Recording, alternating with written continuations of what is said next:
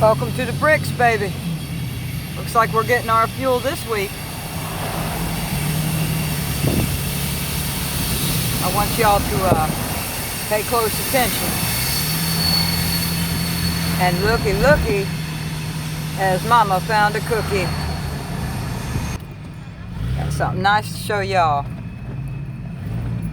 I don't know how it is out there for you in the sticks, but over here for us in the bricks,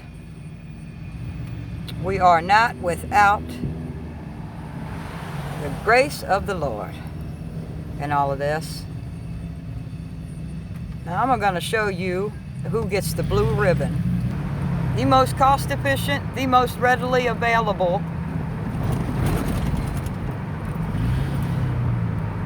and providing thereof the longest storage capacity.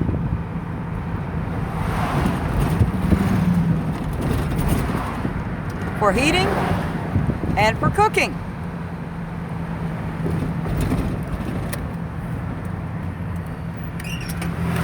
You ready? Here it comes. Here it comes. Here it comes. Here it comes. Here it comes. Here it comes. Here it comes.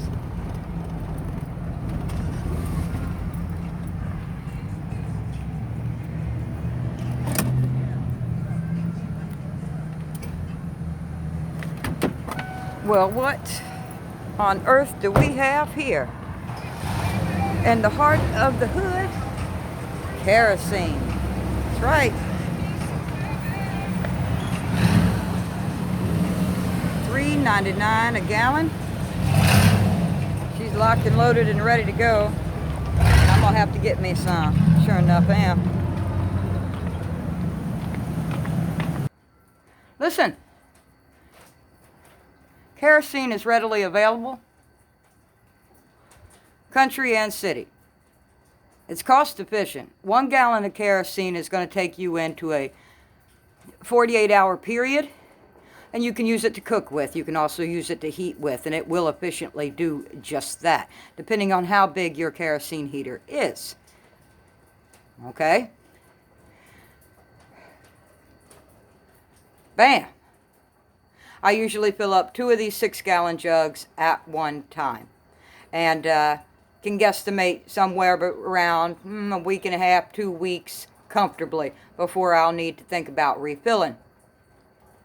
You will want to have a container that is specifically for the storage, long-term shelf life of kerosene, because kerosene does have about a 10-year shelf life without any additives added to it. They do sell additives to take care of the stench that comes when lighting and or extinguishing kerosene. During its running and operating hours, it does not have a stench. However, on initial light up or initial shutting down, it will smoke a stench that a lot of people do not care for, so they get the additive to put in it, and or they just light it and extinguish it outdoors. Now, what is a kerosene heater? Because the price of kerosene heaters has probably gone up through the roof, and good luck getting them shipped in, since shipping is no longer an option for a great many goods. And here we are going into the winter. Well, kerosene heater is a tank, a wick, a catalytic converter, and a piece of metal that heats up under the flame and emanates heat to the surrounding areas. So what would you need to recreate this device? A mason jar, a family size metal can. This is slightly larger than your average normal canned goods. Usually you will find these size cans in the soup aisle at the grocery. You will need a stainless steel dish. Dog dish. You can go as big as you want with this thing, but this would heat a camper and or a van quite efficiently. You'll need a wick system. You'll need to place holes in it with a drill.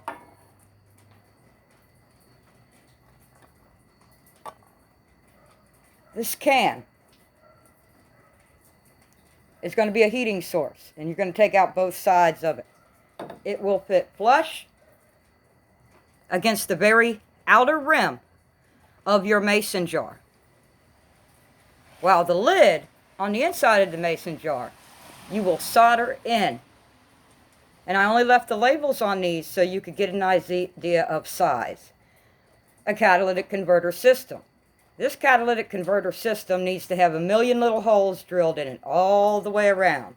It needs to have an exit hole from the top to isolate the flame. It needs to have a hole in the bottom to pull the wick through. And it needs to be welded to the lid of that mason jar with one big hole in the middle and a bunch of little baby holes around it, because if any kerosene comes up off of that wick, it needs to be able to dribble back down into the jar. Welding this to the lid, or I should say soldering. Soldering this to the lid will prevent any spillage beyond that point. Now, that's all you'll need to recreate the big boy down here, and you could stick one in each room, and it will heat you quite efficiently until the government takes that away too, because we are discussing an evolution of preparedness after all, especially for those who are going into exile, and ready-made goods just simply won't be available to us long term. So just when you thought I was about to award the Blue Ribbon Prize to the good old kerosene heater, think again, because I see your kerosene and I raise you burnt, used motor oil. So what about this business of a waste oil burner? Well, used motor oil is flammable all by itself without a wick system. It also is going to be accompanied by some sense of exhaust. So exhaust piping and or a chimney would be necessary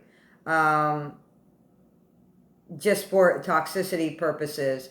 But the beauty thing about this waste oil burner system is used motor oil is literally available just about every 6 feet within any given roadway throughout this entire country. But if that sounds a little too risque for you, since everybody does have to have their oil changed at some time or another, then I would suggest junkyards. Junkyards, I can go get a gallon of antifreeze, any color I want, for about $3 at a junkyard. Used, of course. Still, by all intents and purposes, you would want your motor oil used.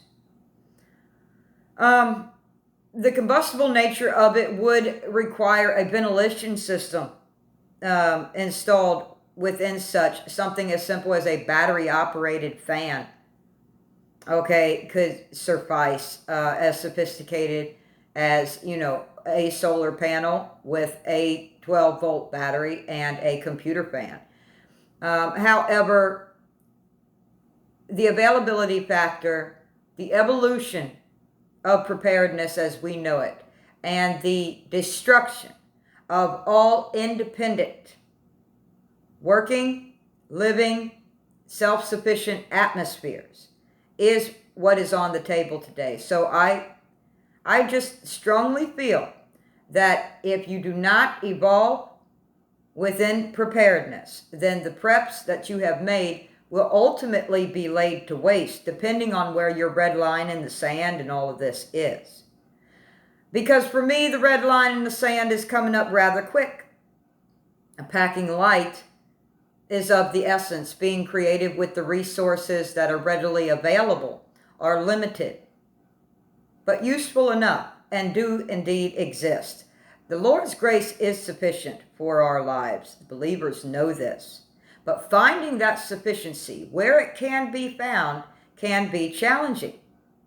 However, to remain in the matrix, even if you wish to roll up your sleeve and get with the program, isn't going to ensure that the preparations you've made for long-term survival will supersede the preparations the enemy has made to corner you and to rob any quality of life one could provide for oneself. in an effort to enslave you underneath a controlled grid. The enemy you face, and I've said it before and I'll say it again, is not so much of a political affiliation with any kind of administration that is currently in control or previously in control or will be futuristically in control, as much as the enemy that you are dealing with has been at this for thousands of years. In fact, so when I tell you he's got all the bases covered, he sure enough does, but you won't believe that until you see one base at a time torn away from you in all of this. And by then it may be too late to wrap your head around what it is that you will really face in any long-term survival atmosphere. Because this enemy wants everything from you. Not just your property, not just your job, not just the way you think, not just what you hear and what you see, not even just what you speak. He wants what you believe in, what you put your faith in. He wants your very flesh and bone. So knowing where your red line in the sand is in all of this will better help you evolve within a preparedness effort for yourself.